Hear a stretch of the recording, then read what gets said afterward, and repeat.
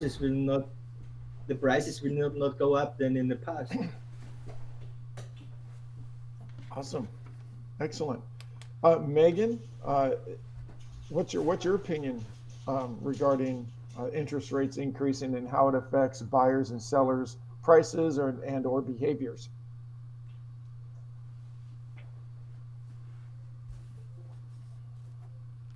Super fast because my kids are all over the place. Um, I agree with Brenner. I think people's buying power is going to go down a little bit, and Mhm. there's going to be less people out hunting for homes. Houses might sit on the market a little bit longer. I don't think that housing prices are going to like tank like everybody's hoping they will, but I do think the appreciation rate will slow down. So how is that how is that useful in terms of counseling, guiding buyers and sellers in the decision making process of when to sell and when to act and should I wait or should I go now? Well, right now we have a few sellers that are, getting ready to pull the trigger, and we always want to do things on their timeline, but we're definitely encouraging them to consider moving their timelines up a little bit because it's going to be more in their favor to do so sooner. It's not going to be as much in their favor if the interest rates continue to climb. Hmm. There's not going to be as many people out there available to buy their homes. So we want to get it on the market and get it sold for them, and get them moving on to their next stage so that, they're not sitting around waiting for the market. You bring up an interesting point. Thanks. Um, JR, what are your thoughts regarding the pending increasing interest rates, how it affects buyers and sellers' decisions to do so now, and how would you counsel them whether or not they should move now or decide to wait for later? Well, this has already started to affect me. When the Hmm. rates did go up last week, I had a buyer who was just on the edge and it almost knocked her off the edge. So, yeah, I'm seeing it firsthand, and it's only going to get worse for those people shopping at the top end. And I think that a lot of people are putting who are buying are putting most of their money that they can put into their house right now to afford what they can get, regardless of how much they make. If they make Hmm. more money, they're just putting more money into a bigger house right now. Hmm. Hmm. How about for a seller? Is there advantage or a disadvantage of waiting? I mean, I think the easy answer is there's a disadvantage, Okay. uh, because it does knock those buyers out and potentially making the prices more stagnant than they have been. So, okay, I've got some more questions, but I want to ask the group my second round of questions. Mm. Jim, what's your take on how would you counsel and what do you feel is going to be happening as the pending interest rates affect the marketplace for buyers and sellers? I stress to all of my clients and to everybody, all the other agents as well, to front load your clients on the first half of the year because this is your moment in time. Mm. Uh, just because the Federal Reserve is announcing they're going to raise rates in March or April or May or whatever throughout the year, it's actually that's actually a reactive moment. The bond market has already been pricing those in. Uh, I mean, 6 months ago, you could have gotten three, and the rates have the Federal Reserve hasn't even done anything, and threes are gone. It's now sitting on four. Mm-hmm. So people got to understand that it's actually probably an easy 6 months behind or ahead of when the Federal Reserve actually acts. What the Federal Reserve does Mm-hmm. is an indirect correlation to mortgage rates in regards to Mm-hmm. the Fed fund rate. Mm-hmm. And so with all my clients, I'm telling them, you're going to be paying more in interest and getting less house. Like you're saying, we've talked earlier. You had made comment you're going to be paying more for less, and I don't think it's going to do anything to the market per se. I think we're still going to have a supply and demand imbalance. Rents are still astronomical. Actually, rents are climbing higher than home appreciation. So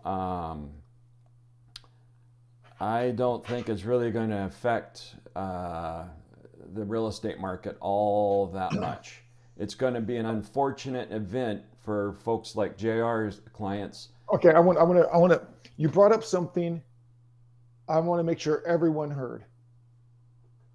And Jim just brought up a topic. Is a reason for a seller to act now. Jim mentioned, and thank you for that insight. I didn't mean to cut you off, but this was, I thought it was an important point that I'm going to be able to use today, because I'm going to go meet some sellers and they're going to ask me, why should I do something today? And I'm going to present them with the information. But you said something that rentals, the rental market is increasing in their pricing for monthly rent faster than homes are appreciating. That's what you said, correct? Correct. So that's going to drive more buyers into today's market, because they can get out of that. If both are increasing at an exponential rate, why would someone want to compete with a higher rate of rental versus the high rate of purchasing? Because we all know we're going to. And so if there is ever a time to sell and take advantage of today's low market and a bloodthirst of buyers that have a bloodthirst to purchase a home because rents are increasing at a higher rate than appreciation for homes. Excellent point. Excellent point.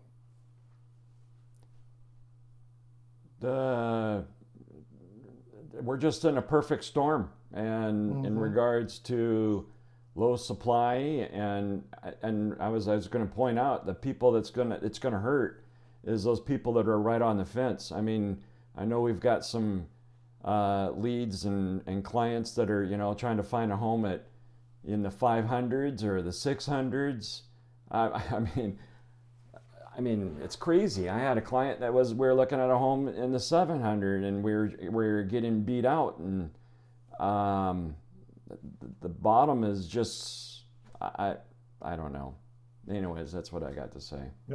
Yeah. Well, thank you for your input, Mantil. The topic that we're discussing and talking about is, how do you see the market being affected by the pending increase of interest rates for the remaining part of the year, as it's been spoken about, and how do you counsel buyers and sellers in this market to do something or not to do something?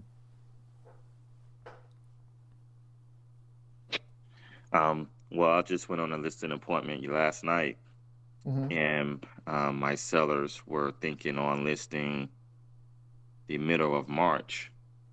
And when we discussed interest rates rising and the buyer pool and that 700, 600 price range shrinking, after about a half an hour discussing this, we all decided that we're going to list next week now, to try to get ahead of what's going to happen, which, we all have opinions on what's going to happen. I agree with Jim that, of course, you're going to have to pay more for less.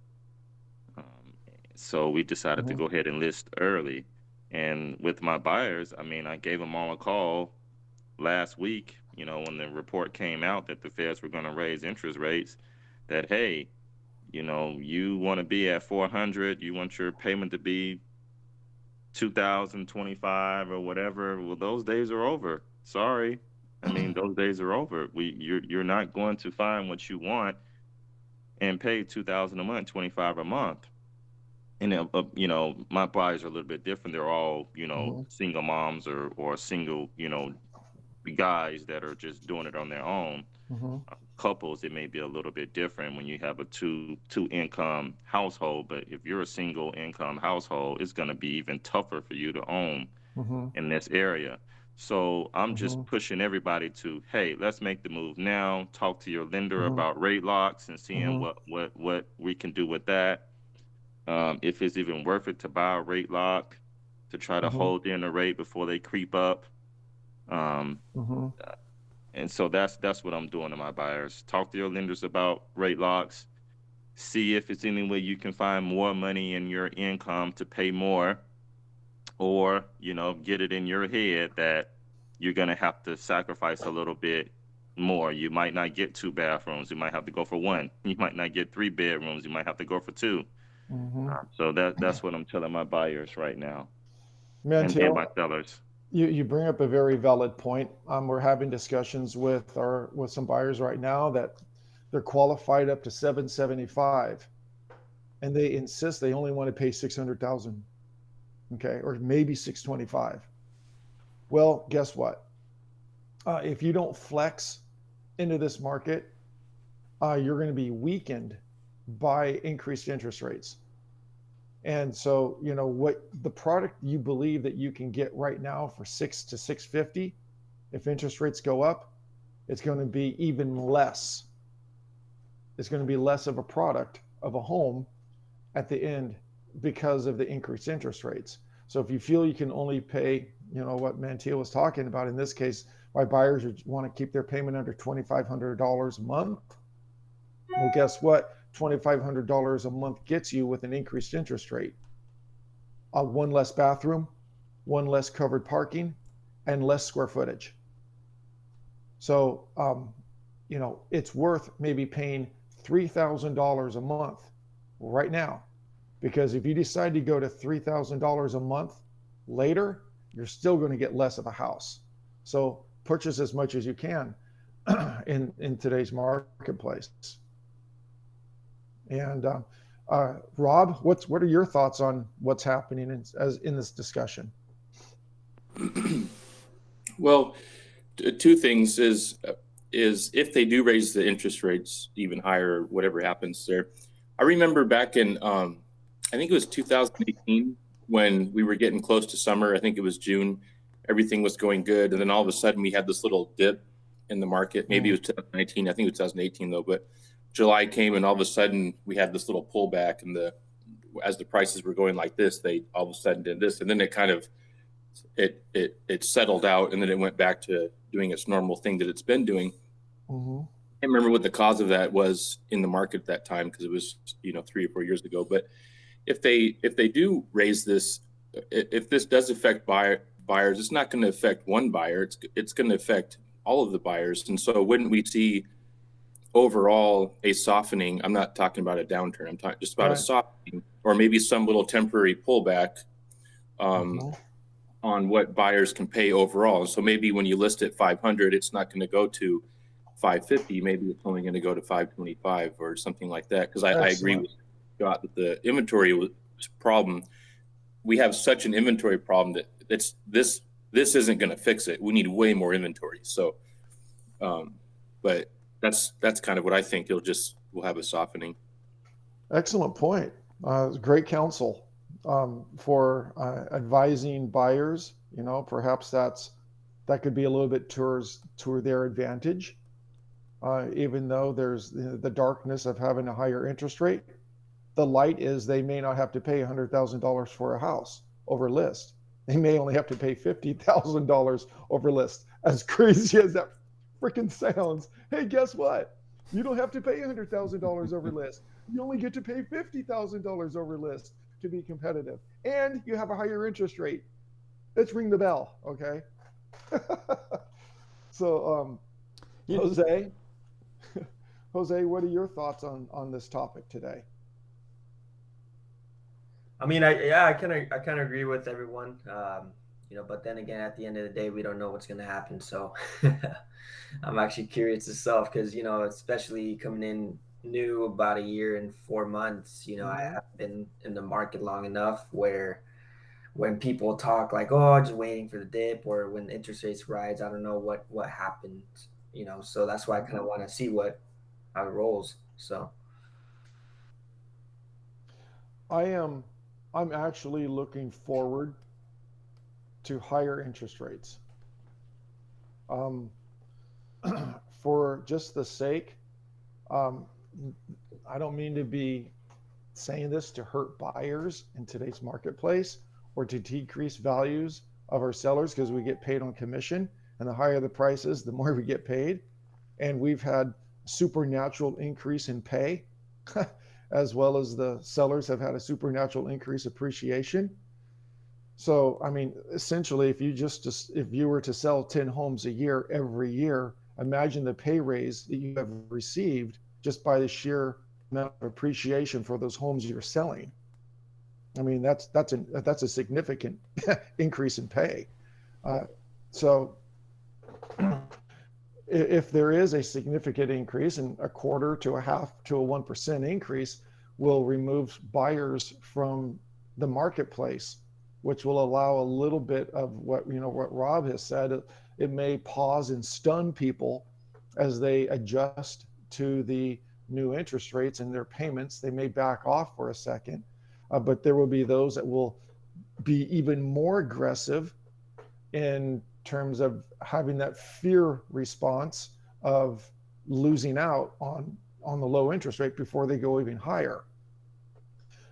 by having a economic demographic leave the market, it's going to increase some inventory over time, and that's not a bad thing. That's not a bad thing at all. In every market, I think we can all agree. I'm going to use a blanket statement that there's always going to be death. There's always going to be divorce. I'm talking to the dark side, but this is part of life. There's going to be death. There's going to be divorce. There's going to be job relocation, job loss at times. So those styles of real estate transactions will always be taking place. The social, financial, and physical aspects of real estate. Somebody gets too old, they can't go up and down stairs. Okay. Somebody moves into the house, they need extra living for family. So those types of social, relational, physical, financial moves are always taking place. What may stop a little bit is the social mobility of being able to do something and not having to be forced to do something. But what Jim brought up is the rental rates are increasing, appreciating at a much faster rate than the homes are appreciating. And for those first time home buyers, boy, they are really hurting right now. I feel like the rental market has never gone down. It's always just like up. Well, that might be something to discuss with investors. As you can create a compelling case to with some charts, because investors love numbers, and it's not an emotional issue. It'd be interesting if you were to put together an investment, perhaps class for investors who are thinking of perhaps even selling or buying, for investors, a workshop for investors buying, investors selling, which is the best choice in today's market given the changing of interest rates. Come and join us on Wednesday at 4 o'clock at the Orca Annex on State Street. Okay, maybe see if you can put 15 to 20 investors in there, and then give them some charts to demonstrate what the advantages are to purchase now and the advantages of selling and liquidating now, and maybe taking a look at some markets in Dallas. I've had some investors that I've worked with that have purchased brand new construction outside of Houston with $349,000 brand new homes, and maybe taking some of this money and maybe buying 2 rentals and getting 2 to 3 doors as they can get 1 door here. So those types of things, are possible in today's market. There's always a way. There's always a transaction in every market, and being able to pivot and communicate is what we're discussing here, which is why this is so valuable, because if it does happen, we'll be able to be more responsive than reactive. I look forward to it because we will all earn more money or help more people, whatever you like to look at, when the interest rates go up and things balance out, because there's so many people that would like to sell their house and buy a new house, but they just don't want to get into the mess of the bidding war or whatever their reason is for not wanting to buy in this market. But I think it'll benefit everybody as a whole, other than just sellers that are maybe leaving the state or something like that. You know, the one thing that people need to understand is that these rates are not normal.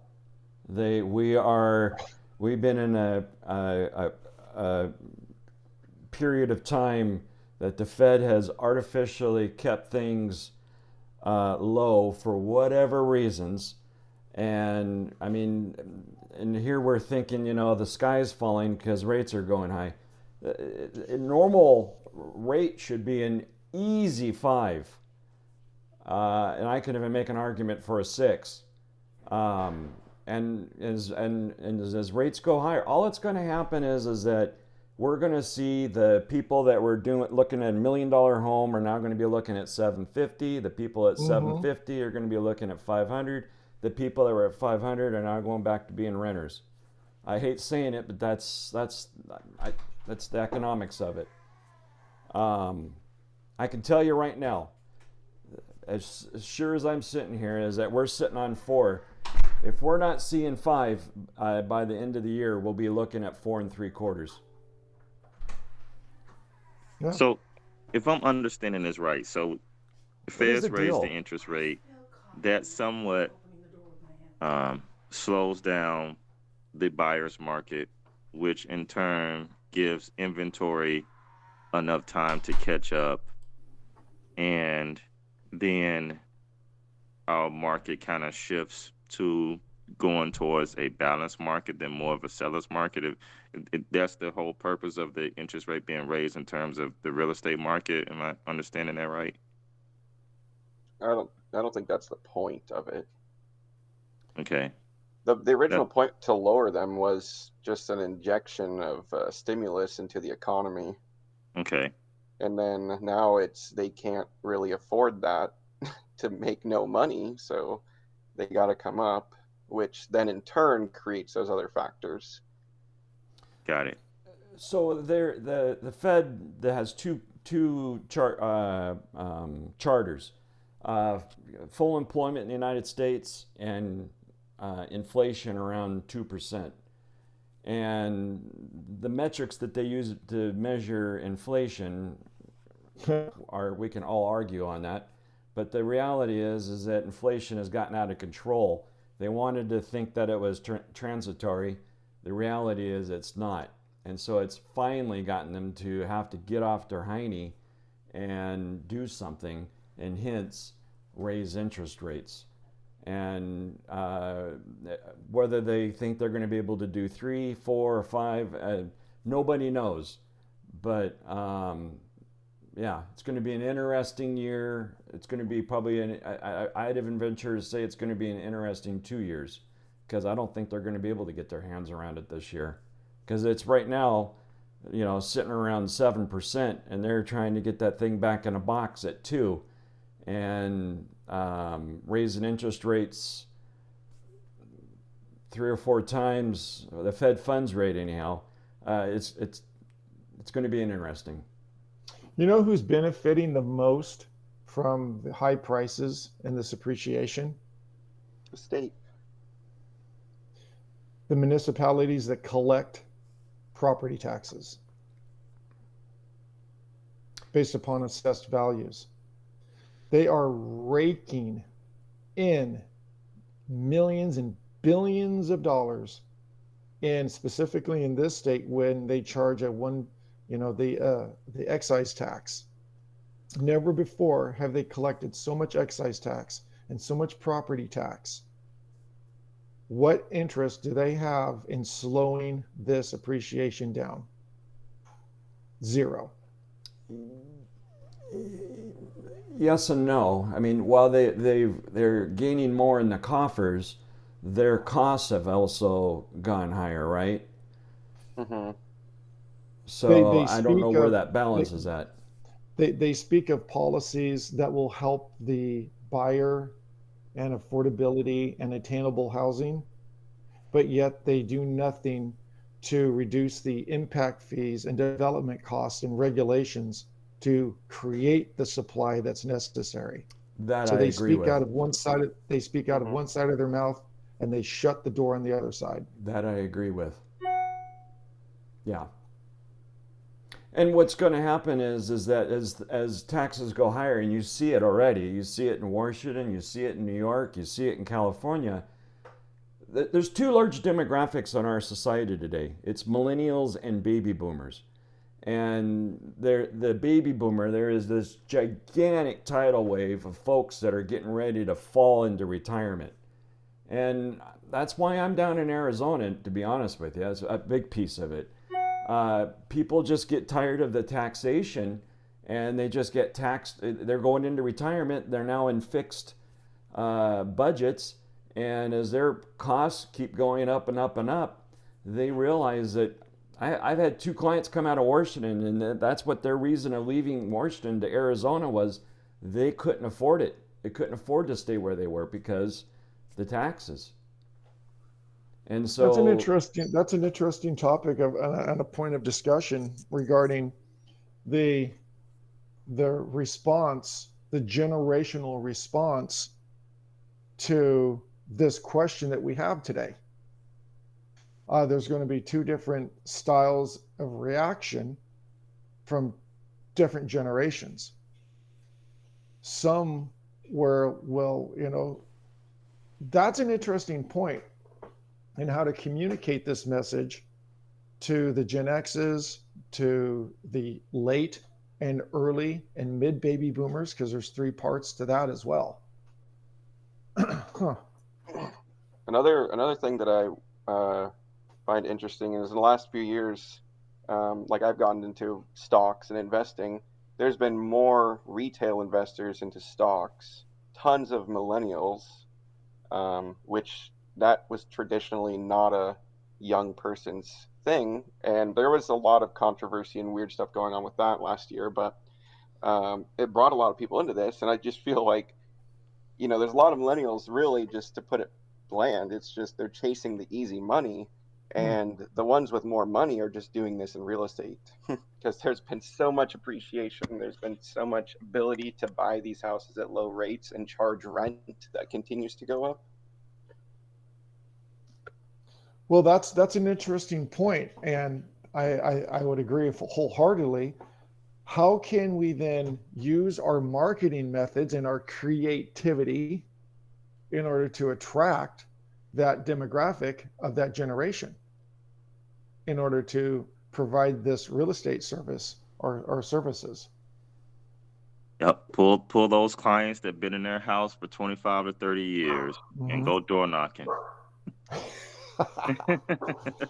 We